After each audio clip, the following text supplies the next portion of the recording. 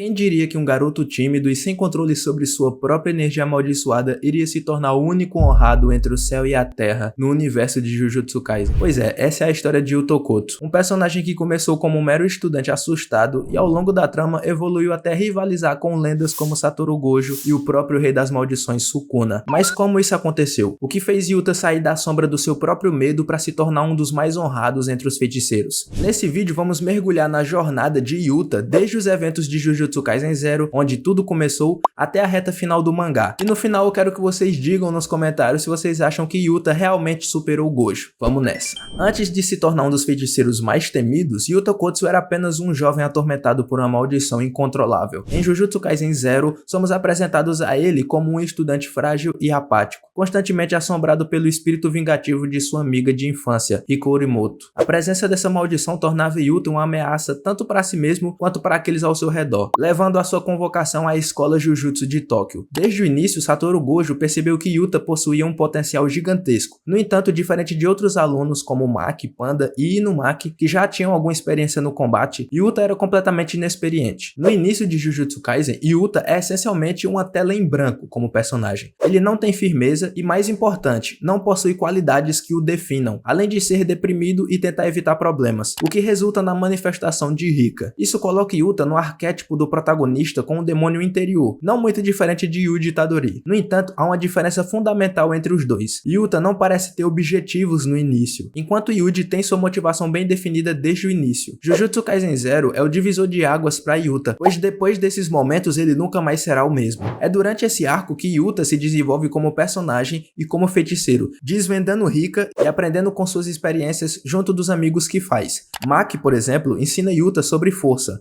não só nos treinamentos, mas também através da sua história. As dificuldades dela com o clã Zenin o inspiram a se tornar mais forte e resiliente. Foi com Maki que ele aprendeu a canalizar a força de Rika e desenvolveu sua primeira motivação, ser alguém confiável. Seu laço com ela é um dos mais próximos em Jujutsu Kaisen, pois ela teve um impacto profundo em sua jornada como feiticeiro, além de compartilharem um sentimento de solidão. Com Inumaki, Yuta aprende sobre a verdadeira bondade. Antes, sua gentileza era passiva, uma forma de evitar conflitos e acalmar Rika, mas Inumaki lhe mostra uma bondade ativa, voltada para ajudar os outros e assumir responsabilidades. Inspirado por isso, Yuta decide incorporar essa qualidade em sua própria personalidade, o que se torna um traço central do personagem conforme a história vai avançando. Com Panda, Yuta aprende mais sobre Inumaki e suas dificuldades com suas habilidades. Isso aprofunda sua compreensão sobre o amigo dele e mostra a Yuta que ele também pode ajudar os outros, apesar de seus próprios desafios com Rika. A junção da força e bondade que Yuta aprendeu com seus amigos neste ponto se transforma em sua característica mais marcante, a abnegação. Essa abnegação é demonstrada pela primeira vez em sua luta contra Geto, quando Geto está prestes a usar o Uzumaki. Yuta entende que a única maneira de salvar todos que ele ama é se sacrificando, entregando-se completamente a Rika. Esse é apenas o primeiro de muitos exemplos de sua abnegação, mas também é um dos mais marcantes. Se ele realmente tivesse morrido ali, teria sido um final digno para seu personagem, inclusive. Mas ele não morreu. A partir desse ponto, com Geto derrotado, Yuta não passa por grandes mudanças, mas a sua determinação em ser altruísta e suas conexões com outros feiticeiros se aprofundam cada vez mais. Apesar de ausente no início da história principal, quando a gente acompanha o Yuji Itadori, ele é frequentemente mencionado, especialmente por Todo, que queria uma revanche com ele, e por Gojo em alguns momentos. Um exemplo é quando Gojo fala sobre Yuta em sua conversa com Gakuganji, dizendo que ele, Yuji e Todo vão superá-lo. Em Shibuya, diz a Kenjaku que Yuta ocupará seu lugar enquanto estiver selado, e isso não só reafirma a força e confiabilidade de Yuta, mas também sugere um vínculo mais forte entre ele e Gojo, que o vê como alguém realmente confiável, que foi justamente um dos traços que ele adquiriu com Maki lá em Jujutsu Kaisen Zero. Essa confiança de Gojo em Yuta também pode acontecer por causa daquela filosofia de Sukuna, que os fortes só podem se conectar com aqueles tão fortes quanto eles. Embora Yuta naquele momento não fosse páreo ainda para Gojo, ele provavelmente era o feiticeiro mais forte que Gojo conhecia até a reencarnação de Sukuna. Depois disso, Yuta foi reintroduzido na história durante a execução de Yuji. Esse mini arco traz de volta o clássico Yuta, mas agora bem mais maduro. Naquele momento ele sente a responsabilidade responsabilidade de preencher o lugar de Gojo. Depois disso, a próxima vez que Yuta se torna o foco principal do mangá é na colônia de Sendai. E hoje podemos dizer que essa parte do mangá foi muito importante para Yuta, e eu vou explicar muito bem o motivo. Primeiro, porque serve para estabelecer sua técnica amaldiçoada e sua força em comparação a outros feiticeiros extremamente poderosos. Segundo, estabelecer Yuta como um Fujiwara, que é outra linhagem forte da Era Heian, e também estabelecer a natureza gentil de Yuta, porque nesse arco ele se mostra ser um lutador misericordioso. No mundo de Jujutsu, é explicado que Yuta na verdade não gosta de lutar,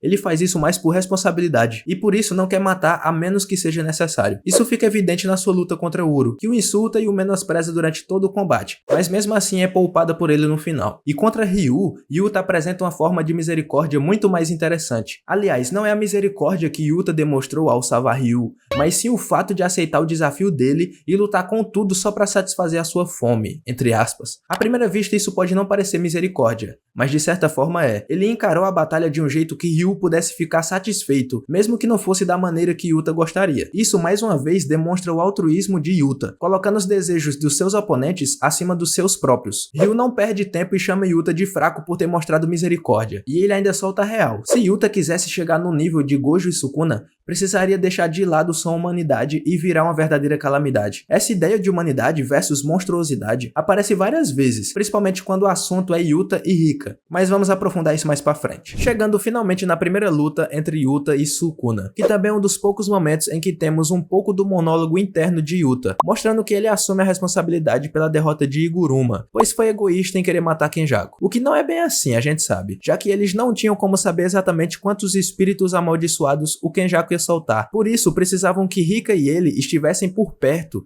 caso a coisa ficasse feia e fosse necessário conter o estrago. Naquele momento, o que Yuta mais queria é que a luta contra Sukuna terminasse com ele, porque sabia que se falhasse, os outros apenas ganhariam tempo, mas não teriam força real para derrotar o rei, o que aumentava as chances de mais mortes. Naquele momento, Yuta estava com uma pressão enorme sobre ele, mas na real, o verdadeiro dilema era outro. O que ele não queria era assumir o corpo do Gojo, mas no fim, ele acaba tomando essa difícil decisão. E aqui temos um ponto extremamente importante para falar sobre Yuta. A decisão de colocar ele no corpo de Gojo faz sentido para sua trajetória e permite a ele ter uma conclusão definitiva para o seu arco como personagem, porque isso enfatiza dois traços essenciais dele: sua extrema abnegação, como eu falei antes, e a sua conexão com Gojo. Sacrificar sua humanidade o condena ao isolamento, onde poucos poderiam compreendê-lo. Além disso, ele poderia estar abrindo mão da própria vida, tornando seu destino ainda mais trágico e fechando o ciclo de sua jornada, que, como vocês se lembram, começou com o isolamento e o autossacrifício lá em Jujutsu Kaisen Zero. Yuta entende como é perder a humanidade, já que Rika o privou disso, o que explica seu esforço para recuperá-la. No entanto, a sua humanidade está ligada à sua abnegação de forma inversa. Quanto mais ele se sacrifica, menos humano se torna. Ele valoriza sua humanidade, certo, mas também compreende que os seus sacrifícios são pelo bem maior. Bem, depois que a técnica copiada de Kenjaku se esgotou, Yuta não teve mais grandes participações no mangá e todo mundo que leu sabe como a história terminou. Mas aí vai uma grande dúvida: será que isso significa que ele atingiu seu limite? Bom, naquele momento sim, porém seu pico talvez não. Isso faz a resposta a essa pergunta não ser tão simples assim, né? Mas vamos lá. Yuta provou que pode rivalizar com os mais poderosos nesse momento, e mesmo assim a obra deixa pistas de que seu crescimento ainda não acabou e poderia ter continuado, e o seu potencial de evolução continuou em aberto no final. E nesse ponto, uma coisa que a memória resgata é onde o personagem de Yuta começou e vê o quanto ele evoluiu, desde aquele adolescente deprimido até se tornar um honrado. Claro, há um entendimento óbvio de força do mais fraco para o mais forte na relação entre Gojo com Yuta, mas o abismo que havia entre eles foi se fechando ao decorrer da obra, e quando Yuta literalmente entra no corpo de Gojo para voltar à batalha, é onde tudo finalmente se concretiza. Esse simbolismo é uma forma muito interessante de finalizar o arco do personagem Yuta, fazendo ele assumir o posto do seu mestre e literalmente se tornar o próximo Gojo ou o honrado. Enfim, com isso, Yuta Okkotsu se consolida como um dos feiticeiros mais poderosos da história do mundo Jujutsu, um verdadeiro sucessor de Gojo. Não que até um pouco antes desse momento ele já não fosse um dos mais poderosos, ou talvez o mais poderoso desde que Gojo morreu, mas naquele momento ele era o mais poderoso e com o seu arco de personagem finalmente fechado. Conclusão: a jornada de Yuta Okkotsu é sem dúvidas uma das mais inspiradoras dentro do universo de Jujutsu Kaisen. Começando com um jovem inseguro e atormentado por uma maldição, ele passou por uma evolução impressionante, se tornando um dos feiticeiros mais fortes. E nos últimos momentos do mangá, ao finalizar o seu desenvolvimento, ele conseguiu chegar ao status do que Gojo chamou um dia de ser o único honrado entre o céu e a terra. Mas e você, o que acha da evolução do Yuta? Ele realmente superou Gojo ou eu tô viajando? Deixa aí na aba comentários, fechou? E me corrija caso eu tenha me equivocado em algum ponto. Bom, mais um vídeo de Jujutsu aí pra vocês. Próximo vídeo com certeza vai ser de um assunto diferente, mas eu espero vocês lá. E valeu!